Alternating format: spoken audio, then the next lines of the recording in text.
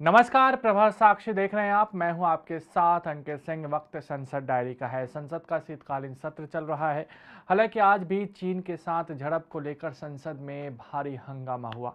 विपक्ष ने आज भी सरकार से सवाल पूछे। लोकसभा और राज्यसभा में विपक्ष ने इस पर चर्चा की मांग भी की। कांग्रेस के सांसद मनीष तिवारी ने साफ तौर पर कहा कि भारत और चीन के बीच अप्रैल 2020 में तनाव हुई थी, उस पर भी चर्चा नहीं हो पाई थी। इसके अलावा उन्होंने इस बार के झड़प पर भी चर्चा की मांग कर दी। वहीं विभिन्न मुद्दों को लेकर विपक्षी सदस्यों ने आज दोनों सदनों से वॉकआउट किया। इसके अलावा बिहार में जहरीली शराब से मौत का मुद्दा भी संसद में उठा।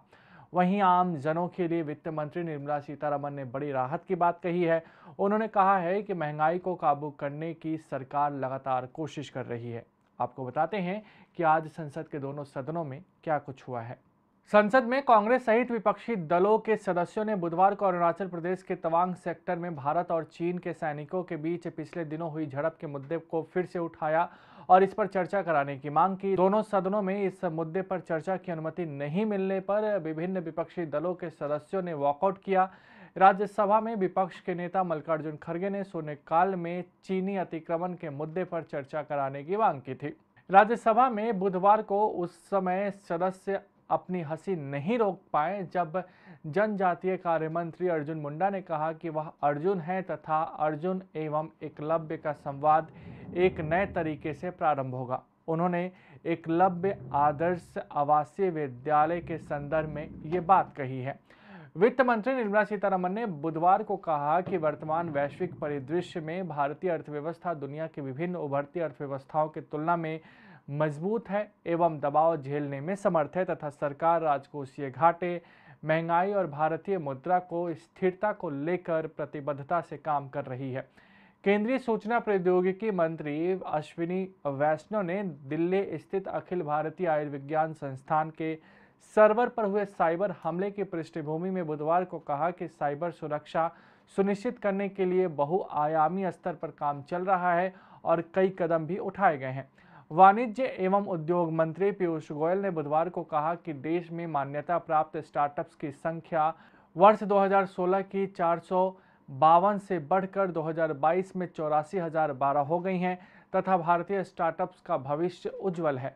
लोकसभा में पूनम बेन मदाम और मनीष तिवारी के पूरक प्रश्नों के उत्तर में वाणिज्य एवं उद्योग मंत्री पीयूष गोयल ने यह जानकारी दी है। केंद्रीय मंत्री जितेंद्र सिंह ने बुधवार को कहा कि तेलंगाना और पश्चिम बंगाल समेत 9 राज्यों में केंद्रीय अन्वेषण ब्यूरो यानी कि सीबीआई को कुछ अपराधों के मामले में जांच के लिए दी गई आम स्वीकृति को वापस ले लिया गया है। कार्मिक राज्य मंत्री सिंह ने लोकसभा में एक प्रश्न के लिखित उत्तर में यह जानकारी दी है।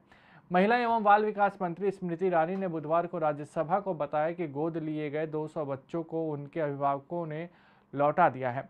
मंत्री ने उच्च सदन में प्रश्नकाल के दौरान पूरक सवालों के जवाब में यह जानकारी दी। उन्होंने बताया कि अभिभावकों ने गोद लिए गए 200 बच्चों को राज्य को वापस लौटा दिया है। सड़क परिवहन और राजमार्ग मंत्री नितिन गडकरी ने बुधवार को राज्यसभा में कहा कि विभिन्न राजमार्गों पर वाहन की नई गति सीमा के संबंध में जल्दी ही फैसला किया जाएगा।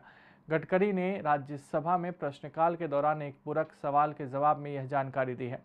राज्यसभा में बुधवार को उत्तर प्रदेश के गोंड समुदाय को अनुसूचित जाति से निकालकर अनुसूचित जनजाति सूची में डालने के प्रावधान वाले विधेयक को ध्वनि मत से पारित कर दिया गया। उच्च सदन ने संविधान अनुसूचित जातियां और अनुसूचित जनजातियां आदेश दूसरा संशोधन विधेयक 2022 को चर्चा के बाद ध्वनि मत से पारित कर दिया। केंद्रीय मंत्री जितेंद्र सिंह ने बुधवार को बताया कि वर्ष 2021 तक देश में 20 नए परमाणु ऊर्जा संयंत्र आरंभ हो जाएंगे, जिनसे करीब 15,000 मेगावाट की अतिरिक्त बिजली का उत्पादन हो सकेगा। उन्होंने लोकसभा में एक प्रश्न के लिखित उत्तर में ये जानकारी दी है। अगर आप भी लेना चाहते हैं देश दुनिया की तमाम जानकारी तो आज ही सब्सक्राइब करें हमारे चैनल को। साथ ही नीचे दिए बेल आइकन को जरूर दबाएं ताकि हर अपडेट आप तक पहुंच सके।